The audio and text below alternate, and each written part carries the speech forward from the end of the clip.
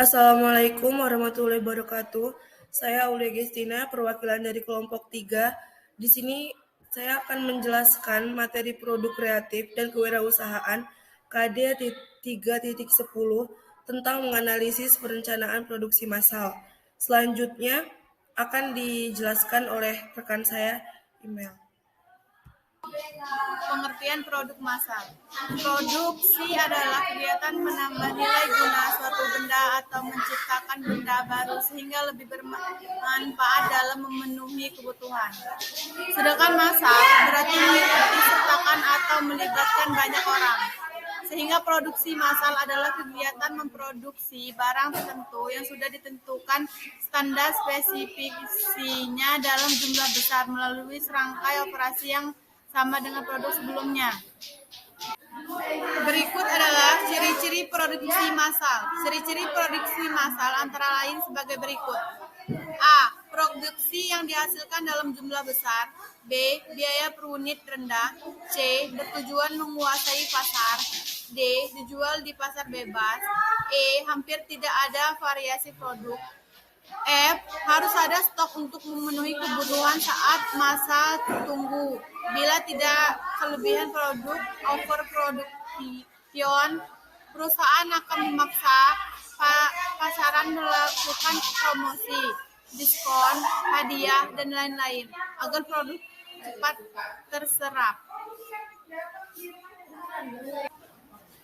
Berikut adalah tujuan dan fungsi perencanaan produksi.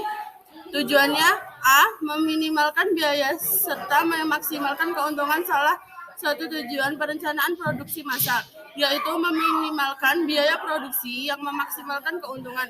Dengan membuat perencanaan produk, maka akan dioptimalkan segala sesuatu yang dibutuhkan dalam proses produksi seperti penyediaan bahan baku, tenaga kerja, dan yang lainnya.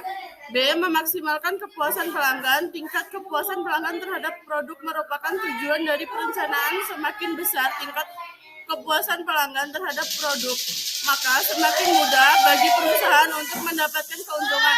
Sebaliknya, semakin pelanggan tidak puas terhadap produk, maka akan semakin sulit bagi perusahaan mendapatkan keuntungan dari produk tersebut. C. Meminimalkan perubahan nilai produksi. Perencanaan produk yang tepat akan menimbulkan risiko kehilangan nilai produksi saat produk. Contohnya, perusahaan bahan baku di gudang harus diproduksi sesuai dengan jadwal waktu yang telah ditentukan. Kemudian yang D adalah perencanaan harus bisa diukur, artinya sekalipun hanya mengira-ngira, namun perkiraan tersebut adalah benar dan tentunya tidak menimbulkan kerugian pada perusahaan. Yang terakhir ada E, tahap awal pelaksanaan produksi. Perencanaan harus menjadi langkah awal bagi perusahaan dalam menghasilkan barang yang dibutuhkan oleh konsumen. Selanjutnya akan dijelaskan oleh teman saya, Aulia Agestina. Selanjutnya di sini terdapat materi mengenai fungsi dari perencanaan produksi adalah A. Menjamin rencana produksi dan pemasaran produk. Perencanaan yang tepat mampu memudahkan perusahaan untuk menjamin rencana penjualan produk kepada konsumen sesuai dengan rencana yang tepat. B. Mengukur kapasitas selanjutnya di sini terdapat materi mengenai fungsi dari perencanaan produksi adalah A. Menjamin rencana produksi dan pemasaran produk. Perencanaan yang tepat mampu memudahkan perusahaan untuk menjamin perencanaan. C. Alat untuk memonitor hasil produksi. Fungsi lainnya dari Selanjutnya di sini terdapat materi mengenai fungsi dari perencanaan produksi adalah A. Menjamin rencana produksi dan pemasaran produk. Perencanaan yang tepat mampu memudahkan perusahaan untuk menjamin perencanaan.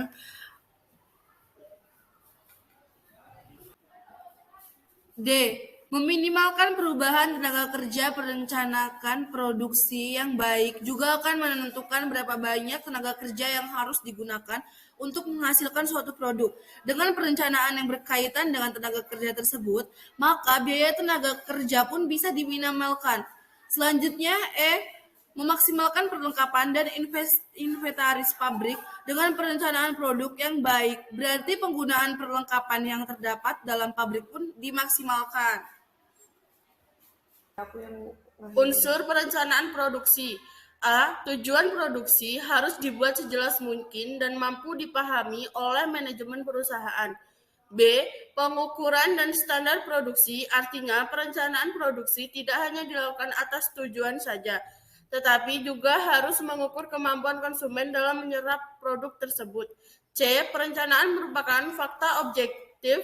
Perencanaan produksi harus apa adanya dan memiliki pemikiran yang cukup rasional, bukan hanya sebagai angan-angan saja. D. Perencanaan harus bisa diukur, artinya sekalipun hanya mengira-ngira, namun perkiraan tersebut adalah benar dan tentunya tidak menimbulkan kerugian pada perusahaan. E. Tahap awal pelaksanaan produksi. Perencanaan harus menjadi langkah awal perusahaan dan menghasilkan barang yang dibutuhkan oleh konsumen. Sekian dari kelompok kami. Kami ucapkan terima kasih apabila ada kesalahan dan kurang jelas dalam penjelasan kami mohon maaf.